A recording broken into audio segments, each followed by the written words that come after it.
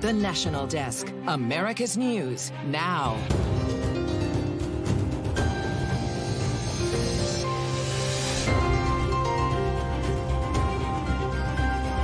I'm so excited that the whole country is going to get to know the Kamala Harris that a lot of us in California know so well.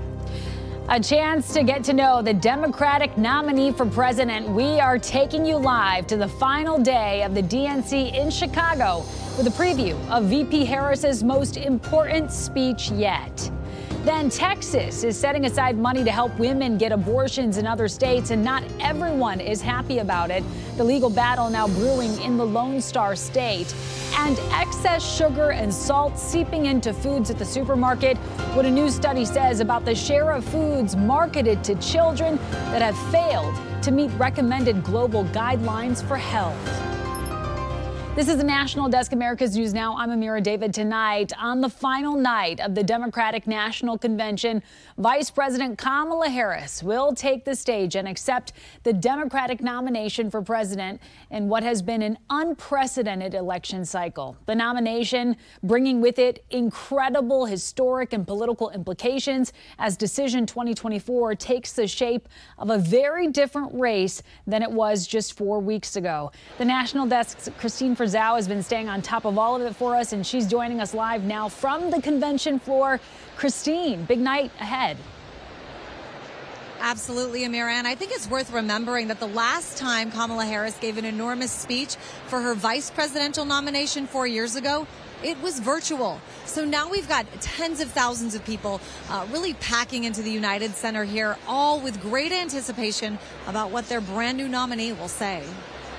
You know, you might not know it, but I haven't given a lot of big speeches like this. But I have given a lot of pep talks.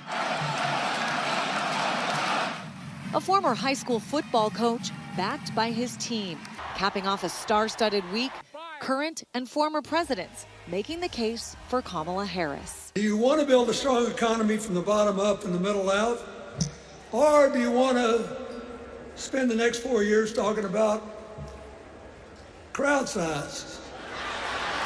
Now she must make that case for herself. Following a surprise visit Monday and a Wisconsin rally Tuesday, Kamala Harris has been laying low, preparing for one of the biggest moments of her life. Together, we will chart a new way forward. Her speech expected to focus on her upbringing in a middle-class family, taking a job at McDonald's to help pay the bills, helping her better understand the struggles of everyday Americans. Also continuing a main theme at the DNC, a choice between the past and the future. Future with affordable health care. A future with affordable child care. A future with affordable housing and paid leave. Republicans, meanwhile, spending the week working to define her their way, launching a new website, calling her policies dangerous, saying she wants to bring back the Green New Deal and abolish borders. She's going to have no borders. She's going to have everything's going to be open. This will all be taken down. And just walking around the United Center just before I came on the air, you can feel this very electric energy. But I do have to say, you know, in some ways, the real work begins tomorrow. Kamala Harris has kind of taken some criticism for not doing any sit-down interviews or news conferences, and her campaign has yet to lay out any major policy proposals. So it's going to be interesting to see what happens next, Amira. Indeed, there will be a lot of scrutiny going forward. Vice President Harris's speech still hours away. We know it doesn't usually happen until prime time. So who else are we expecting to hear from between now and then? Well, certainly some of the biggest names in the Democratic Party, people like Michigan Governor Gretchen Whitmer, North Carolina Governor Roy Cooper. We also are going to see a trend in what we've been seeing all week, which is yet another Republican endorsing Kamala Harris. This time it will be former Illinois Congressman Adam Kinzinger. You may remember he actually sat on the House Impeachment Committee and was one of the 10 Republicans to vote to impeach Donald Trump after the attack at the U.S. Capitol on January 6th. We also saw musical guest Pink warming up a little while ago. And, of course, rumors abound that there might be some other musical performances here as well. Very exciting. We are all keeping our eyes peeled for that. Christine Zhao live from the United Center in Chicago. Thank you for a wonderful week of reporting there. And meantime, just outside the convention center, a sit-in by delegates from the Uncommitted movement, a group of about 40 uncommitted Democratic delegates and their supporters spending the night outside protesting the DNC's refusal to allow a pro-Palestinian speaker to address attendees from the stage. The DNC did hear from the parents of an Israeli hostage, but did not hear from a Palestinian American, which the group argues also deserves a platform amid the extraordinary suffering of civilians both in Gaza and the West Bank. Right now, a search underway in Arizona as Trump visits the border there. Police say they are looking for a man who has made recent threats to kill the former president. He is pictured here, 66-year-old Ronald Servad. He is also wanted on a number of unrelated criminal warrants. The search coming a month after Trump's life was nearly taken by an attempted assassination. While at the border today, Trump meeting with the family members of victims of crimes committed by illegal immigrants. The GOP nominee's trip to Arizona is his fourth swing state event this week as he tries to shift people's focus away from Harris and the DNC. She will never build the wall. She doesn't want to build the wall. She's only saying if she changes her mind, it's only because she wants to get elected, because who wouldn't want to have a strong border? You need strong borders and strong elections, and we have neither. Senator J.D. Vance has also been focusing on border security today, stopping in southern Georgia to campaign on the issue. Guatemalan police have arrested 7 additional people in relation to the death of 53 migrants who died from suffocation in 2022, including 8 children who died after being abandoned in a tractor trailer in Texas. These arrests were the latest in a years-long investigation into that tragic incident. In a statement, police said during operations, they confiscated money and vehicles and rescued other migrants. 6 other people were previously charged. They're going around the people of Texas in order to enact these high-stakes, harmful policies. The Texas Department of Public Safety rolling out a new policy that will block transgender Texans from changing the sex on their driver's licenses and state ID cards. Ash Hall with the American Civil Liberties Union of Texas criticized the policy, saying if gender markers on legal documents don't match, it could lead to confusion and even violence. But no legal challenges have been filed just yet.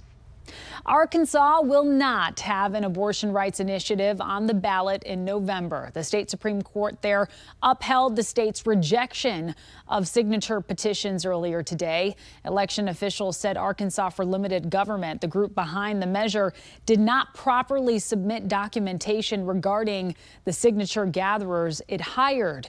The group said they were not given enough time to properly hand over the information. Still, at least 8 other states will have abortion access rights on the ballot this November, including Missouri, Arizona, Colorado, Florida, Nevada, South Dakota, New York, and Montana. And in Texas, the city of Austin is facing a lawsuit over a new $400,000 provision that would give women money to seek an out-of-state abortion. The National Desk's Michael Atkinson reports.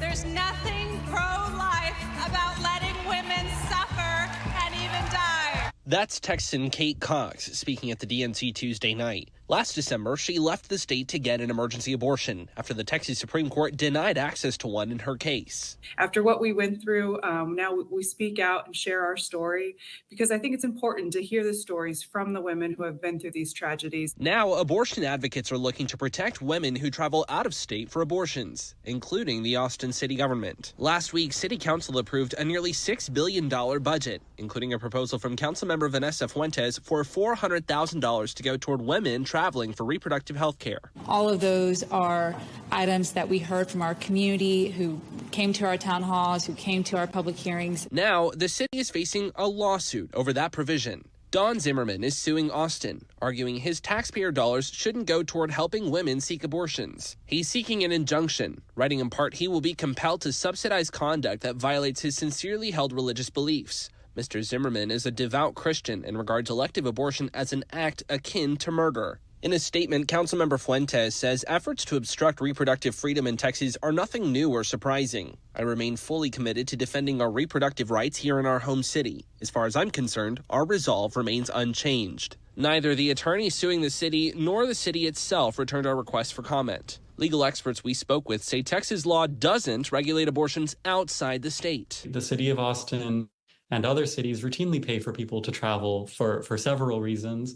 And what the accusation is here is that there is something unique and distinct about traveling for purposes of receiving abortion health care in other states. But one law professor tells us the state legislature would have the power to stop cities like Austin from funding out-of-state abortions should it decide to do so.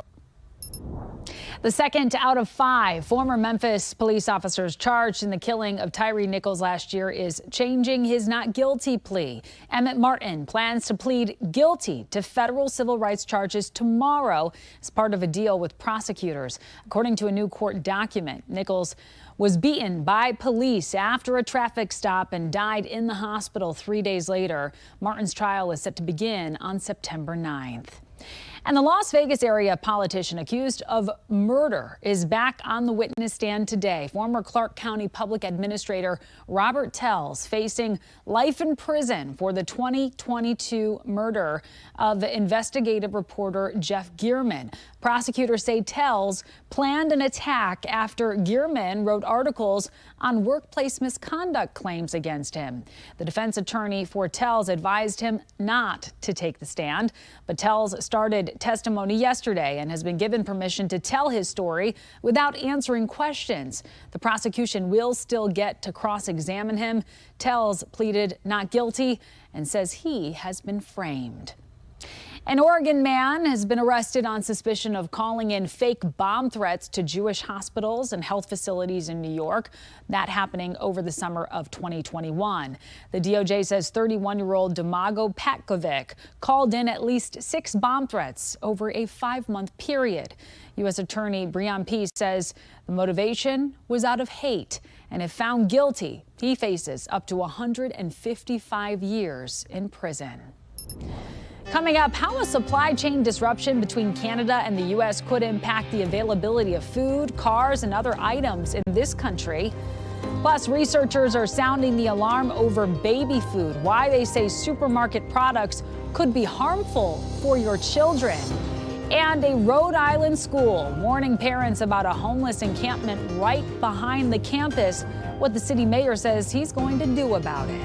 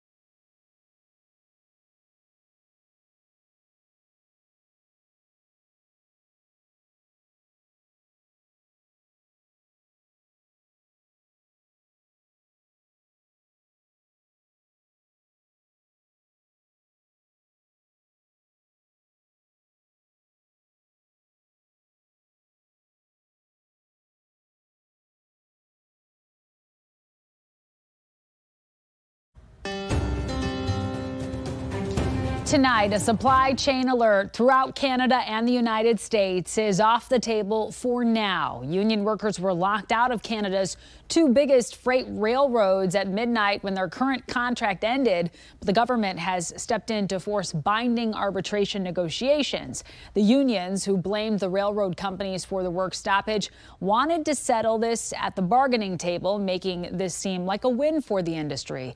Had the lockout continued, food distributors, chemical companies, as well as the auto industry in the U.S. might have felt a very large impact. Meantime, we are taking a look at the U.S. economy. New data out today showing the number of people filing for unemployment benefits rose slightly last week. This as the candidates from both parties continue trying to sell their economic plans to voters. National correspondent Natra El-Nashar with a closer look at how each data point that emerges is getting quickly politicized. This week, more signs of a labor market in transition. The Labor Department's annual revision of 12-month job creation between April 2023 and March of this year shows 818,000 fewer jobs were added than previously estimated, bringing down the average number of new jobs per month to about 173,000. Economic data in general is often subject to revisions. It just is sort of another way to get the numbers more accurate as we go.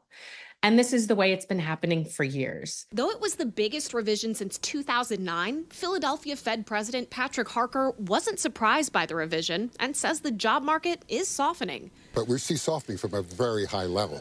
It seems to me that we're heading back to what would be normal. Former President Trump quick to try to politicize the data. They never did exist. They built them up so that they could say what a wonderful job they're doing. But in reality, these revisions are routine and occurred when he was president, too. Bill Clinton. Meanwhile, in Chicago, Democrats at their national convention seeking to cement a legacy of job creation. Since the end of the Cold War in 1989, America has created about 51 million new jobs. I swear I checked this 3 times. Even I couldn't believe it. What's the score? Democrats 50, Republicans 1. With the job market cooling off during such a politically charged time, some voters may be paying closer attention than they normally would to economic data. Here's what economists are watching. Are there cracks? Should we be concerned, right? As of right now, we do know that hiring has slowed down, but layoffs have not ticked up. Next week brings fresh reads on inflation and GDP. But first, all eyes will be on Jackson Hole, Wyoming on Friday when Federal Reserve Chair Jerome Powell gives his annual speech. Ahead of the Fed's biggest decision of the year, a likely interest rate cut 4 weeks from now. In Washington, I'm Natra El-Nashar for the National Desk, America's News Now. Tonight, the war in Gaza rages on as Palestinians continue to dig through the rubble of a devastating Israeli strike yesterday that local health authorities in Hamas-run Gaza say killed at least 3 and injured 10 children. The numbers not independently verified, but we do know it is a second school and makeshift shelter struck in a matter of days. Israeli forces claiming Hamas has been operating command centers out of those schools, saying that they worked to limit civilian casualties, but did not provide any evidence of that. This as Israeli authorities arrest 4 people on suspicion of what they called terrorist incidents against Palestinians in the West Bank. The arrest in response to a recent attack by Israeli settlers on one village in which a Palestinian was killed and several were left displaced when the attackers burned down some homes and cars. Israel facing mounting pressure to do more to address a rise in violence from settlers in the West Bank who have established homes in areas not under Israeli sovereignty. The UN reports that more than 600 Palestinians have been killed by Israelis in the West Bank since just October 7th. During the same period, 15 Israelis were killed by Palestinians. For the first time ever, private citizens will walk in space as part of an all-commercial crew. The unprecedented mission, Polaris Dawn, will launch on Monday from NASA's Kennedy Space Center in Florida. It's one of 3 space flights organized by billionaire Jared Isaacman and SpaceX. Over 5 days, the astronauts will conduct scientific experiments at a high altitude and test spacesuits for long-duration missions. In your health alert tonight, the food we are feeding to babies. Store shelves across the U.S. supermarkets full of non-nutritious foods that contain too much sugar and too much salt. That's according to a new study. The National Desk's Jeff Harris spoke with the experts. Experts I talked with say there's some agreement, also some disagreement with this study, which looked at nutritional and advertising guidelines from the World Health Organization. But they tell me there are other guidelines to consider. Lauren Dunaway, a registered dietitian and professor at Tulane University, tells us in the United States, we have our own guidelines that are separate from the World Health Organization. Called the Dietary Guidelines, and they're a joint project between the USDA, Department of Health and Human Services. Which is why she has some questions about this study, which suggests that 60% of foods marketed to children 6 to 36 months have too much sugar and salt and also mislead marketing claims.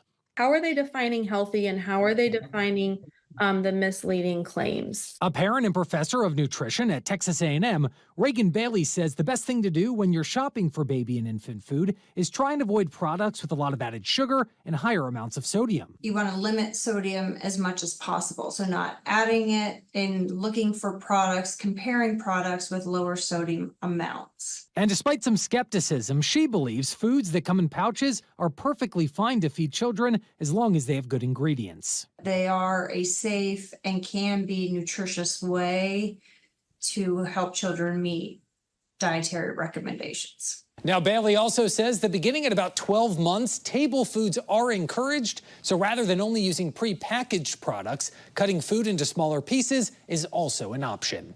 I'm Jeff Harris reporting from Washington.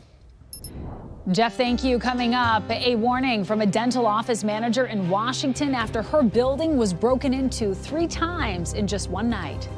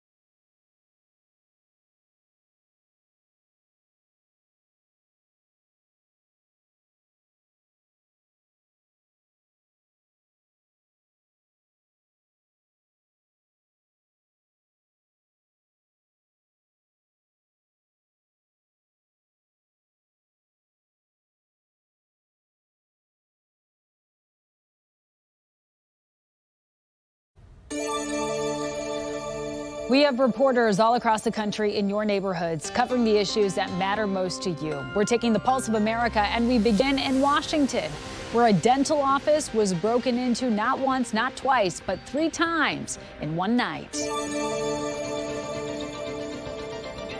And they came through here. Stephanie Mendoza is the office manager for this South Lake Union dentist office. Now she's dealing with the mess. So this was where the car was pulling in. Thieves left for her employees. The safe was gone. There's a bunch of garbage on the ground. I told her to check the laptops. She said all the laptops were taken. And it all happened the same night. Mendoza says the first 2 men entered the building and stole her iPad and the safe. This is where they took my iPad and then our 3 laptops. A few hours later, another group enters the office around 11:30 at night, takes the laptops and leaves. Then the last group, just after midnight, came back for their electric toothbrushes. It just shows you that you gotta be on high alert at all times. they have to do something fast. Samela Holly meets her great-granddaughter at the bus most afternoons. She says when temperatures are spiking at 106 degrees, students shouldn't be forced to ride for 30 minutes or longer on buses with broken ACs. They had all these months to fix the air-conditioned buses, but they did not fix them. We do work all summer on buses. You know, the older buses, the air might be working this morning, and by afternoon, it might not be. There is a lot of stress. Interim Superintendent Kara Malone says they are trying to speed up the repair process. Just 1 week before school's back in session, this short notice hits the inbox of parents of students at Stonehill Elementary School in Cranston, alerting them about a homeless encampment in the wooded area behind the school. I'll be on top of this to make sure that it's rectified. Mayor Ken Hopkins says he just found out about the issue. We can't even find a tent, but we're going to find it. Police have been patrolling school grounds looking for the alleged encampment. They say they were alerted by a resident who claims they've seen people going in and out of the woods through this open fence on the backside of the school building, looking like they were living there. Homelessness is a big problem right now in Cranston and throughout the state. We spoke to some concerned parents off camera. Others who live in the neighborhood have sympathy. You know, everyone has a right to a roof over their head. I'm sure it is a safe place, but being next to a school is not ideal. And coming up, one of the biggest diamonds discovered in over a century has been unearthed, and you won't believe how much it's worth.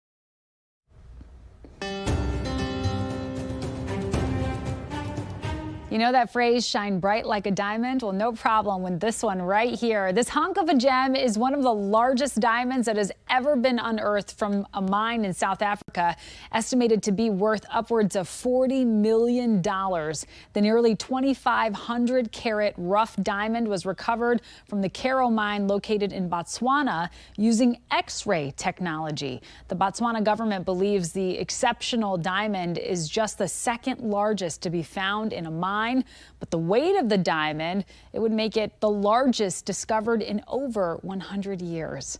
And that does it for this edition of the National Desk. We do invite you to join us again this evening for more coverage of America's top stories, including direct from the final night of the Democratic National Convention, where Vice President Kamala Harris is set to take the stage to accept her nomination.